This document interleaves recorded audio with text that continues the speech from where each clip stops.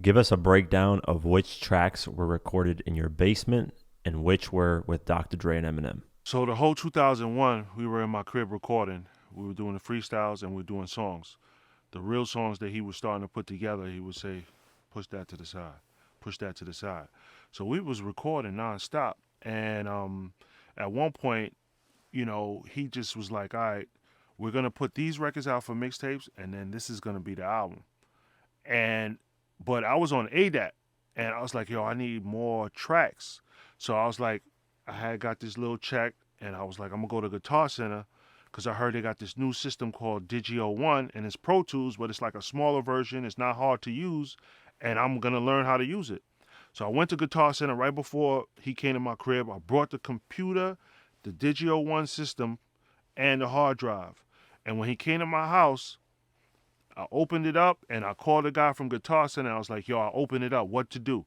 So he literally was on the phone teaching me how to use Pro Tools. Never used it before. Mind you, I'm not an engineer, man.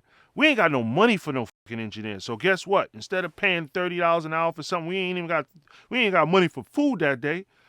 I'm gonna have to hit that and we gonna save that. And then this is my crib. We ain't paying no studio fee. So I'm gonna eat that. But I'm gonna learn this so we could get it done. So the dude ran through the whole process with me.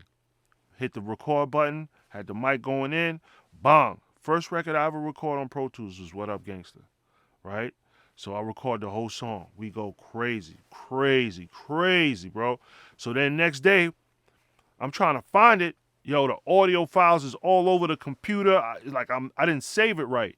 So I had to call this guy Carlisle Young, who's like a real engineer, and he was like, "Yo, I'm gonna come, but yo, you know what? Book the studio in Deer Park, which was Corey Rooney's studio, and we went there with Carlisle Young, and he actually re-recorded What Up Gangsta and took some of the files I did have, put it together for me, and showed me how to save it, how to do. I didn't know what I was doing, man. Like literally, Many Men, High All the Time, that wasn't recorded on Pro Tools. That was recorded on ADAT. We had to transfer it from ADAT to Pro Tools. So you could hear some of that frequency that ADAT has. You'll hear it on Many Men. You know what I mean? And some of the distortion as well. And so I was just learning how to be an engineer. So I'm getting with guys that were professional, and then they were teaching me how to make it. So then after that, Dre will give us a beat CD. We'll go back from LA, cut all the records, come back. He's like, yo, all right, do this hook over. Yo, do this. Yo, like he was the one, yo, raise your tone. I saw him vocal coach, and I'm like, I was engineering the whole year. I was like, yo, Fifth, do that again. Like we was in vocal coaching him. Like Dre was like, oh, you gotta do that, bro. He's like, nah, say it like this, say it this tone. I'm like, yo, I'm gonna be doing that, right? But Fifth would be in there, he'd know what he doing. He always knew what the he cut the record. His tones was right, and it just was magical. It wasn't like you had to tell him that, but I learned that that's a whole nother process to engineering, which I wasn't in. So then when we get back, I'm like, yo, Fifth, do that over. Yo, cut that. Fifth, I have, he missing the thought of a word. Yo, I'm throwing a word out at him. Yo, here's a line. You know what I'm saying? And then he just was just going in, man. And we record everything. And then we'll bring it to M. M will take the files, throw it in his system with Steve King, elevate it. Whole new frequency. Take it from where we had it.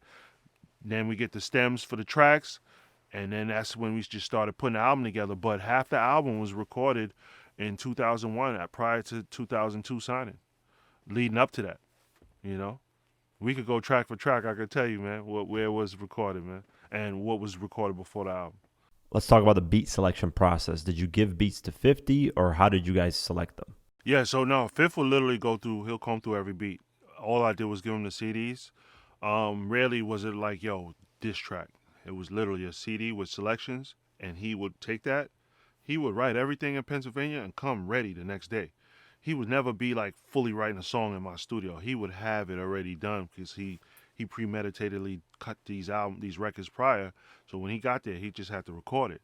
So I would just be getting CDs from whoever I was fucking with, whether it was Rockweiler, my boy Gino gave me Digger's joint.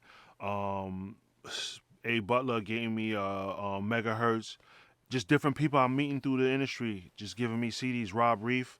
I forgot how I got that CD from him with What Up Gangsta on it, but that was the only one we took from that CD, and then that record was crazy. And it just kept going on like that.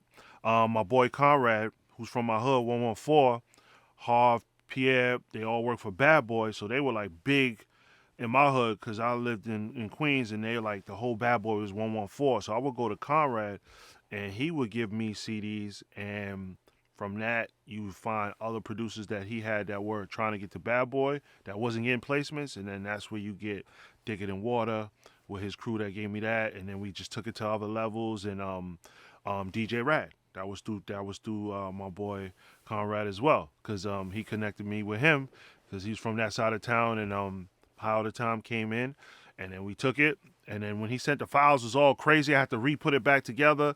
Then I took it to M. And then we was like, yo, we're gonna put this here, and then we just started adding more elements to it. Rad did the whole body work, and then me and M just kind of finished it, and then M added the whole theatric parts to it, where you hearing the soundtracks like in Many Men, you hearing, the shots and everything. M will put all the theatrics to it, and that's when I learned, oh wow, this is how you do it. And he would just be sitting there with his musician Louis Resto, adding little key elements that you like, yo, how the when my poor little Rich came, and I'm like, yo, you added that part, that shit is crazy. I would have never thought that. But M had this ear where he knew how to just, and that's when I was like, okay, so overdubs, and that's where you get the little co-production credits and the additional press production. I'm like, yo, I did something with M touched my joint. I'm like, what?